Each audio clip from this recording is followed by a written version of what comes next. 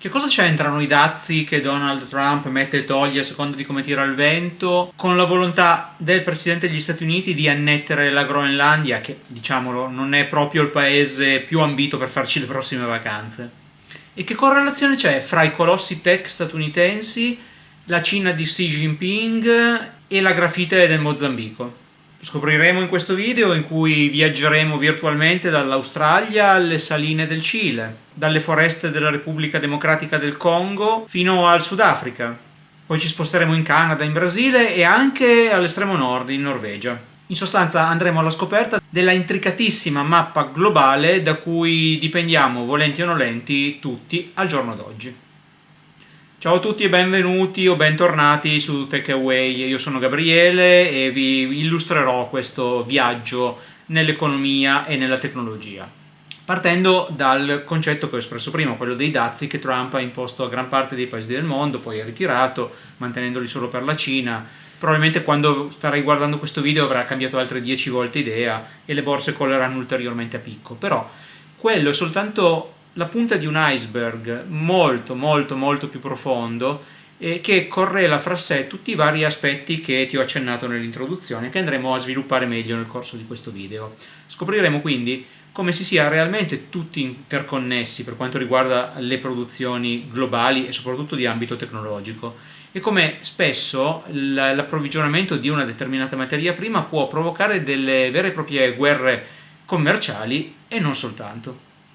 Una complessità che ricorda un famoso video in cui Milton Friedman, premio Nobel per l'economia, citava la matita, in questo caso io una birra, ma il concetto è il medesimo. Friedman diceva già nei primi anni '80 del secolo scorso che nessuno può pensare di costruire interamente in un unico paese una matita, una birra come questa, perché è frutto del lavoro di più persone, di più operai e di più materie prime provenienti da diverse parti del mondo. Quindi necessariamente ci deve essere una collaborazione fra più paesi e questo può portare anche, diceva sempre Friedman, a una pace più duratura. Concetti che ha ripreso anche Elon Musk, citando appunto il video di Friedman in un suo recente tweet in cui sostanzialmente esprimeva il suo disappunto per i dazi appunto imposti dal governo statunitense, che colpiscono pesantemente anche Tesla, e andremo a vedere perché.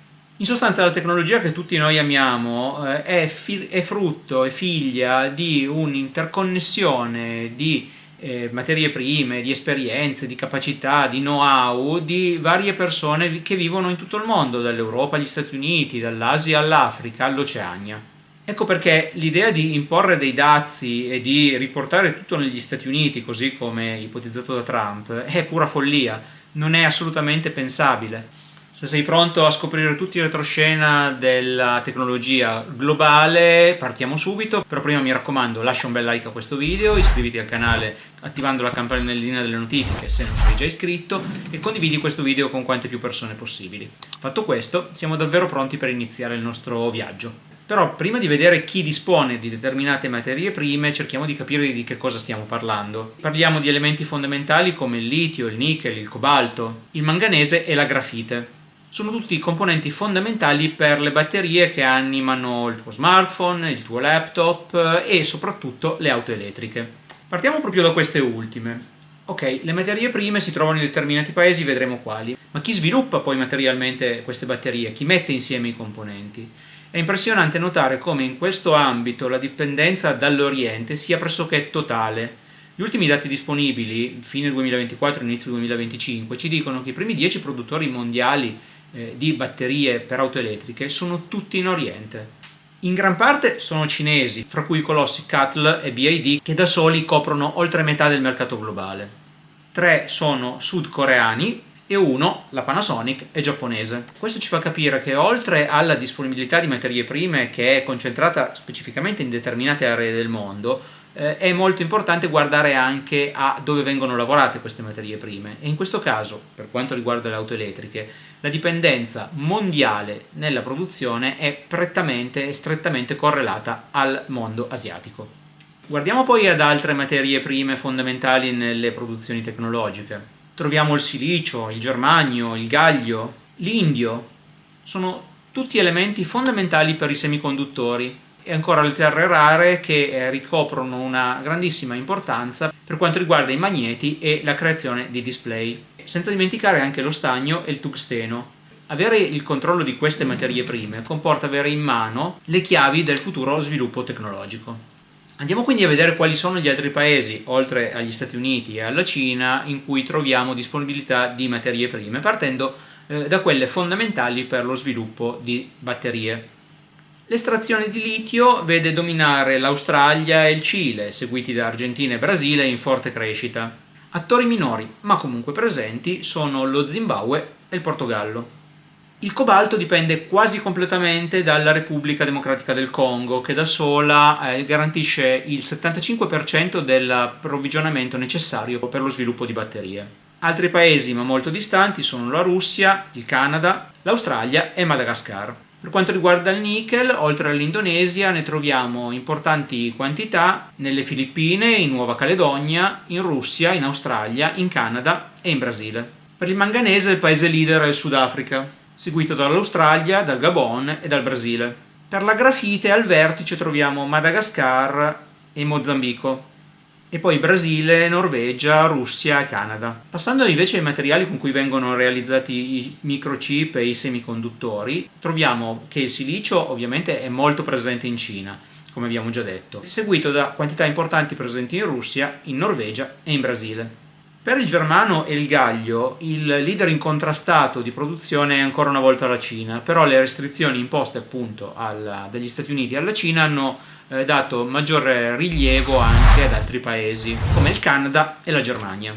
Per l'indio, oltre a tutto il blocco asiatico, un paese fornitore fondamentale per gli Stati Uniti è il Canada, insieme a Belgio, Perù e Russia. Altri elementi critici sono poi le terre rare, il tungsteno e lo stagno. Per le terre rare troviamo estrazioni significative in Australia, in Brasile ed in Canada e potenzialmente in Groenlandia, e qui ci ricolleghiamo al discorso di prima fatto sul perché Trump voglia annetterla agli Stati Uniti. Lo stagno, oltre che nell'Asia, lo troviamo in grandi quantità nella Repubblica Democratica del Congo, in Bolivia, in Brasile ed in Perù. Per il tungsteno, oltre alla Cina che ancora una volta la fa da padrone e leader incontrastata per quanto riguarda la disponibilità di questo specifico materiale, spiccano Vietnam, Russia e Bolivia. Per quanto riguarda le materie prime, una volta estratte bisogna poi lavorarle. In alcuni casi abbiamo una importazione diretta per quanto riguarda gli Stati Uniti, in altra passaggi indiretti.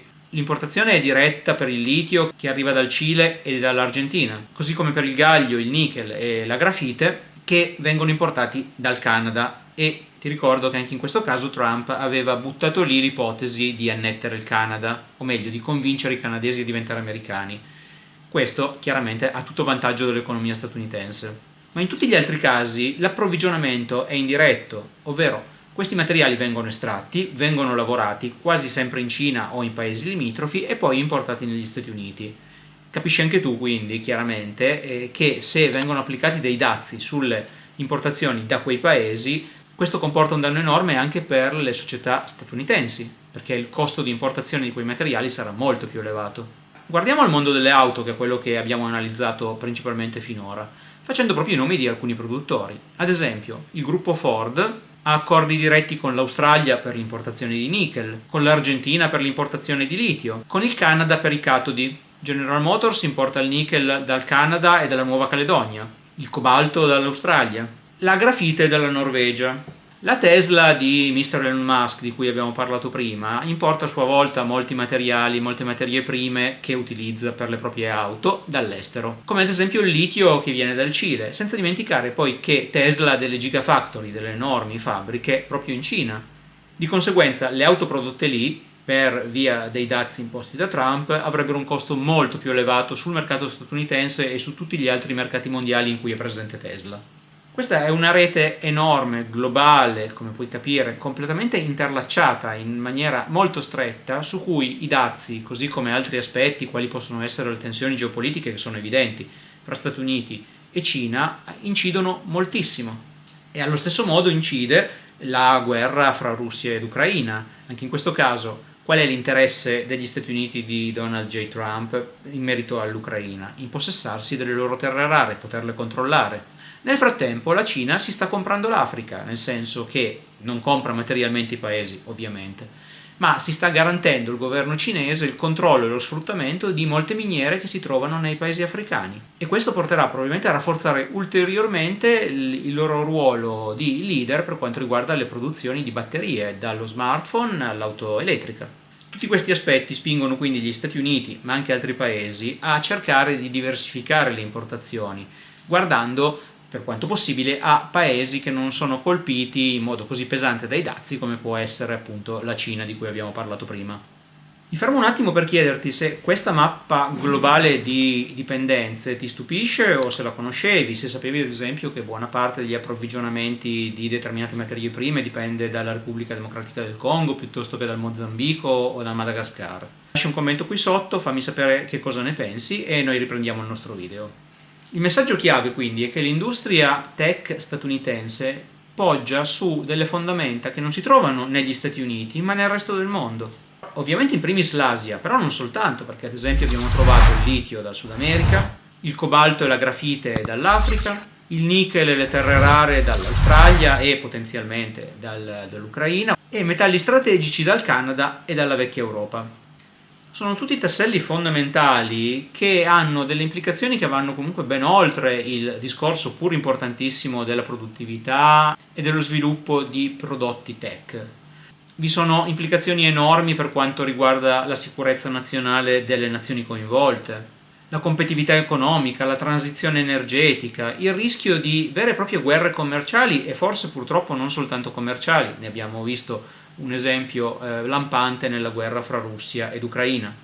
Insomma, la dipendenza da pochi fornitori inevitabilmente crea delle vulnerabilità e se su questi pochi fornitori io, governo americano, vado ancora a caricarli con dei dazi, faccio del male a loro, indubbiamente, perché l'esportazione di loro prodotti costerà molto di più, ma faccio del male anche alle aziende del mio paese che per importare queste materie prime che vengono poi utilizzate nei prodotti assemblati o realizzati negli Stati Uniti devono spendere molto di più, con ricadute ovviamente sull'utente finale, aumento dell'inflazione, impoverimento, eccetera eccetera. In sostanza un cane che si morde la coda con dei rischi potenziali enormi. È quindi chiaro che Trump, così come qualunque altro leader di governi mondiali, non possono non tenere conto di questi aspetti, perché le conseguenze potrebbero essere veramente catastrofiche. Detto questo, spero di averti reso un po' più chiaro il perché i dazi sono soltanto un tassello di un puzzle molto più complesso e intricato che si sviluppa a livello mondiale. Se questo video ti è stato utile, ti chiedo la cortesia di lasciarci un like per farci sapere di averlo apprezzato, condividerlo con quante più persone possibili per far conoscere anche a loro questi aspetti che magari solitamente non vengono trattati ma hanno un'enorme importanza per capire le dinamiche geopolitiche mondiali. Iscriverti al canale attivando la campanellina delle notifiche per sapere ogni qualvolta pubblicheremo dei nuovi contenuti per non perdertene nessuno ed essere appunto sempre aggiornato. Tutte attività che non ti costano che qualche secondo di tempo ma sono fondamentali per fare crescere ancora questo canale. Se vorrai fare una o più di queste cose, quindi io te ne sarò davvero grato.